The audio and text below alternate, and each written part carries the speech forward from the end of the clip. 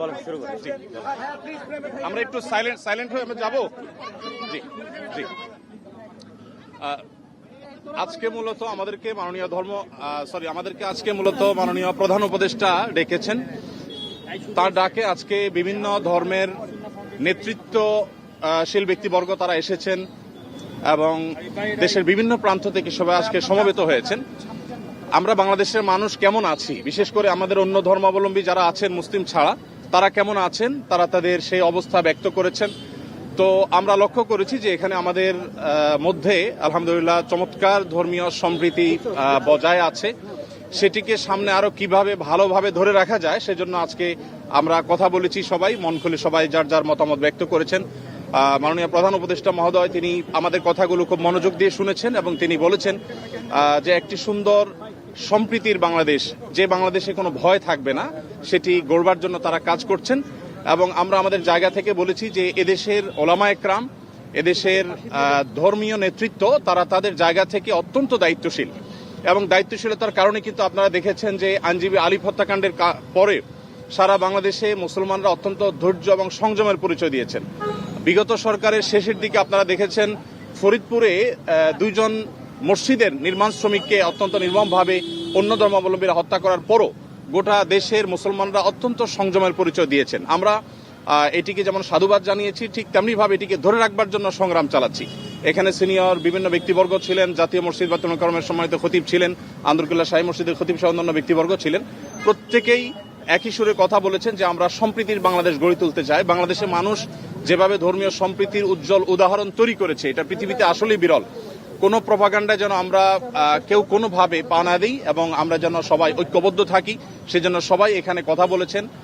মুসলিমরা ছাড়াও অন্য ধর্মাবলম্বী যে সমস্ত নেতৃবর্গ ছিলেন তারাও কথা বলেছেন। তো আমরা আশা করছি যে একটা সম্প্রীতির বাংলাদেশ যেটি ইতোমধ্যে আলহামদুলিল্লাহ আছে, সেটিকে আরো ভালো জায়গা আমরা নিয়ে যেতে পারবো এবং পৃথিবীর কাছে উজ্জ্বল উদাহরণ হিসেবে আমরা দাঁড় করাতে পারবো। এখানে প্রত্যেকে যার যার জায়গা থেকে চেষ্টা করেছেন এই কথা বলার জন্য যে আমরা শান্তি সম্প্রীতি রক্ষা করবার জন্য কাজ করছি। আমরা 5 আগস্টে লাইভে এসে প্রত্যেকে যার যার জায়গা থেকে আমরা সবাই কিন্তু মানুষকে সজাগ থাকার, সতর্ক থাকার এবং সংযমী থাকার, ধৈর্যশীল থাকার জন্য আমরা আহ্বান করেছি। এবং আলিফ হত্যাকাণ্ডের পরও আমরা প্রত্যেকে যার যার জায়গা থেকে মানুষকে সংযমী থাকার আহ্বান করেছি। ইসলাম আমাদেরকে অন্য ধর্মাবলম্বীর ব্যাপারে যথেষ্ট দায়িত্বশীল আচরণ করতে বলে। আমাদের প্রিয় নবী সাল্লাল্লাহু আলাইহি ওয়াসাল্লাম আমাদেরকে মানুষ হিসাবে অন্য ধর্মাবলম্বীদেরকে মর্যাদা দিতে শিখিয়েছে এবং সেই শিক্ষা ধারণ করবার কারণে বাংলাদেশের মানুষের মধ্যে সাম্প্রদায়িক সম্প্রীতি তৈরি হয়েছে। আমরা আমাদের আশেপাশের বিভিন্ন জায়গা থেকে সাম্প্রদায়িক সম্প্রীতির যে নাসিহা শুনে থাকি, উপদেশ শুনে থাকি, সেই সমস্ত জায়গায় যখন দেখি যে সংখ্যালঘুরা নির্যাতিত হচ্ছে, আঘাতপ্রাপ্ত হচ্ছে এবং দলে দলে তাদের উপাসনাগুলো ভাঙা হচ্ছে, আমার মনে হয় সেই জায়গাটাতে আমাদের মনোযোগ দেওয়া দরকার। আমাদের দেশে সংখ্যালঘু ভাইরা তারা নিরাপদ আছেন, আজ নিরাপদ থাকবেন, তাদেরকে নিরাপদ রাখবার জন্য আমাদের সরকার যেমন কাজ করছে, ধর্মীয় নেতৃত্ব তারা তাদের জায়গা থেকে কাজ করছেন।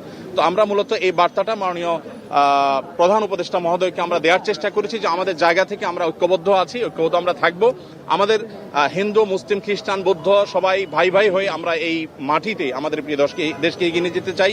সেই জায়গা থেকে আমাদের মধ্যে কোনো প্রকার ফাটল নেই, আমাদের মধ্যে কোনো বিভেদ নেই। বিভেদ এবং ফাটল যারা দেখাবার চেষ্টা করছে তাদের সে মিথ্যা প্রপাগান্ডা যেন বিশ্ববাসী বিভ্রান্ত না হয়, আমাদের দেশে মানুষ যেন বিভ্রান্ত না হয়, আমরা সে বার্তাটি মূলত আজকে দেওয়ার চেষ্টা করছি। ধন্যবাদ।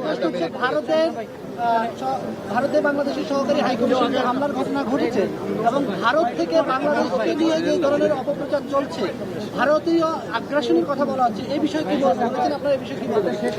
এই বিষয়ে আমার পাশে আব্দুল্লাহ বিন আব্দুর রাজ্জাক আছেন, উনি ওনার বক্তব্যে বলেছেন, আরো বক্তারা বলেছেন ভারতে বিশেষ করে আমাদের সেখানে যে সমস্ত সংখ্যালঘু নির্যাতন হচ্ছে আর সেখানে যে সমস্ত সহিংস ঘটনা ঘটছে, যেমন এই যে উপ হাই কমিশনারের হামলার কথা আপনি বলেছেন, এগুলোর কারণে আসলে আমাদের কথা বলা দরকার। আমাদের রাষ্ট্রীয়ভাবে মাননীয় প্রধান উপদেষ্টা মহোদয়কে বলা হয়েছে যে তিনি যেন তার জায়গা থেকে, সরকার জায়গা থেকে কথাগুলো বলেন। আমরা যখন আমাদের কথাগুলো বলবো না তখন আমাদের উপর আরো চেপে আসা হবে। এই কালচার থেকে বেরিয়ে আসার জন্য আমাদেরকে আমাদের অধিকারের কথা বলতে হবে। আমরা আজকে সেখানে যে আক্রান্ত হয়েছি কলকাতাতে, তার বাইরে যে মুসলমানরা আক্রান্ত হচ্ছেন সেখানে, সেগুলো নিয়ে আমাদের কথা বলতে হবে। তাহলে সেক্ষেত্রে হয়তোবা এই যে আজকে যে পরিস্থিতি আমরা মুখোমুখি হচ্ছি, যে আজকে আমাদের উপরে চাপিয়ে দেওয়া হচ্ছে মিথ্যা প্রপাগান্ডা, সেটা থেকে আমরা উত্তরণের পথ হতে খুঁজে পাবো।